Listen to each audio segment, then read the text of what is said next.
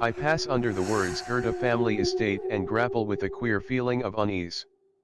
The archway is flanked by faceless statues, their features worn smooth by wind and rain. The path to my right leads down the hill, past rows of uniform headstones, to the old convent. Ahead of me stands the Goethe Manor House. The convent was closed decades ago, and the Goethe house has been abandoned for over a century.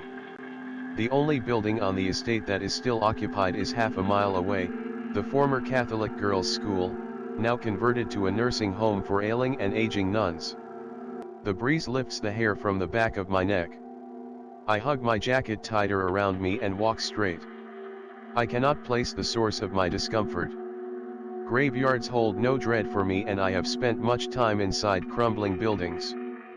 Perhaps it is the trees that grow alongside the path, brought from far away places and replanted at the Goethe family's command.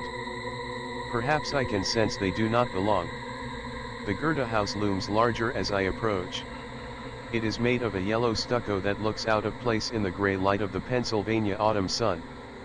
It looks tired, with peeling paint and sinking edges, but, strangely, all the windows are intact.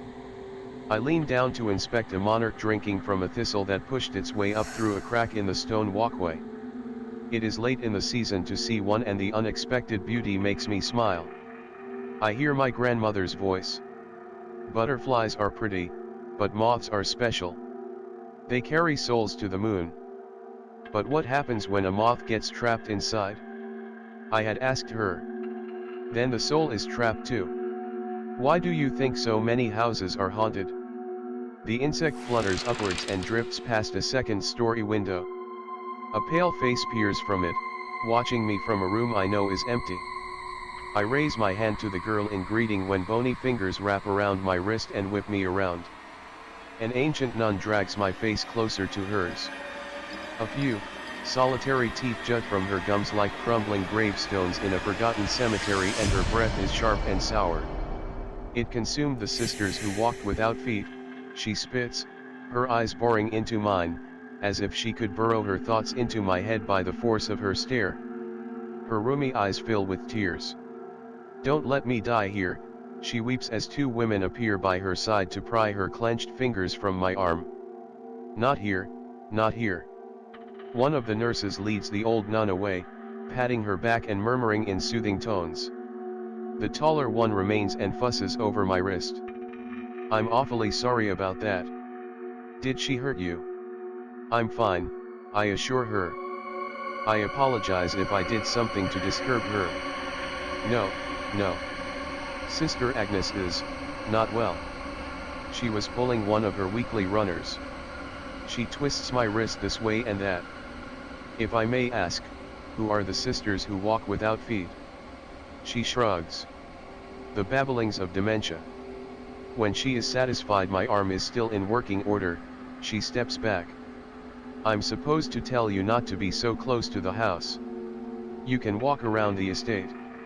It's pretty this time of year. It's just that house is not structurally safe.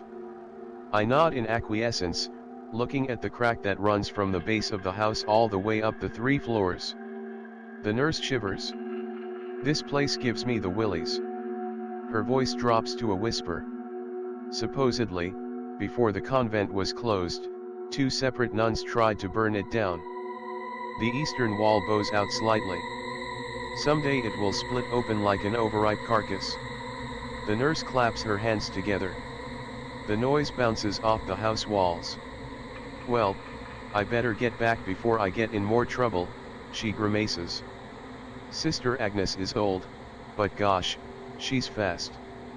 I wave at her as she trudges across the field towards the nursing home.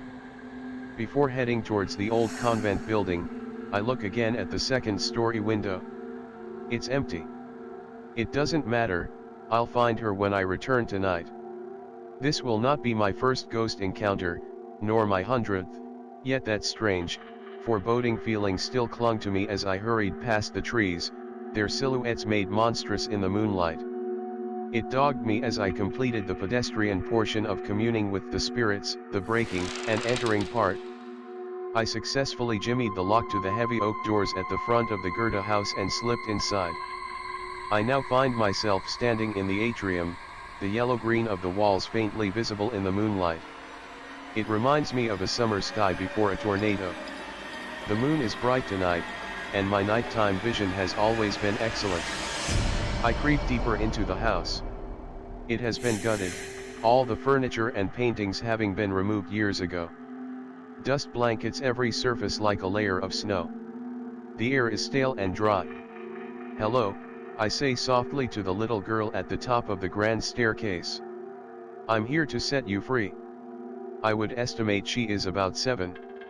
She is wearing a white dress, frothy with lace, and her blonde hair is the disagreeable kind that hangs limp and refuses to hold a curl. The room is dark, but she herself has a pulsating glow. She is pouting. "Hello," I whisper again. "I'm here to free you if you can take me to your wings." I pick my way across the squeaking floorboards. I put my right foot down and the board underneath splits. My foot goes through the hole and I pitch forward. I land hard and grunt as the air is pushed from my body. I can feel the splintered edges rake against my ankle. I'm sure it has drawn blood. Wincing, I gingerly extract my foot from the hole. I turn on my flashlight and the girl vanishes. I turn it off and she is waiting at the top of the stairs. I sigh and continue towards the stairs in the dark. I prod each board thoroughly with my shoe before transferring my weight. I reach the banister and the moon better lights my way. "Show me where your wings are," I say. The girl spins and rushes down a hallway. I follow. She reaches the third door on the left and passes through it. I catch up and twist the doorknob. The door swings inward and I enter. Aside from a brick fireplace, the room is empty. I limp to the window. I can see the spot in which I stood this afternoon. I turn on my flashlight and crawl around on the floor but can find no dead moths. I search in the corners and under flaps of sagging wallpaper but come up empty-handed.